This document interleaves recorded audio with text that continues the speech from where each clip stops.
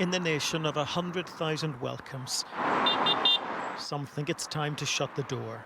Anti-immigrant camps like this one at Coolock, North Dublin, are springing up across the country.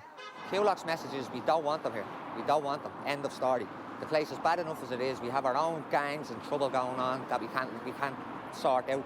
So what do you think that's going to do? It's just going to put more of a strain. How many people feel as strongly as you do to come and be part of a protest camp? 100% of the Coolock community stand behind us, as you can hear. Newton Mount Kennedy in County Wicklow is the latest place where the tension has reached breaking point. Police deployed the public order unit. 3 squad cars were damaged and 6 people arrested. It's the perfect storm, an acute housing problem in Ireland, immigration at a 16-year high. The Irish government says 80% of asylum seekers here have come from the United Kingdom, sailing into Northern Ireland, then crossing the border to the Republic, part of the EU.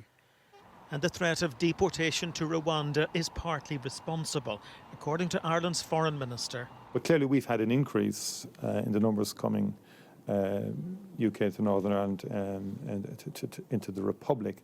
And it's fairly obvious that a Rwanda policy, if you're a person in a given situation in the UK, well then you don't want to go to Rwanda.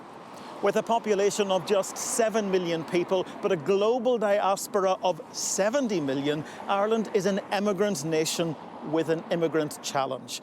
The government now struggling to cope with an influx of people. Protests are gaining momentum. The community turned out in force for this one last month. And the government's finally talking about a new system, an attempt to rein in disquiet. And what do you say to people who would look at a protest like this and say it's about racism? What would you say? If it was about racism, we'd be out protesting since 2002 when we joined the EU. It's not about racism. It's about the strain that's going to put on the community and the local amenities around the place. That's all it's about, concerned parents. When the number arriving doubles in the space of a year, the welcome isn't as warm. David Blevins, Sky News in Dublin.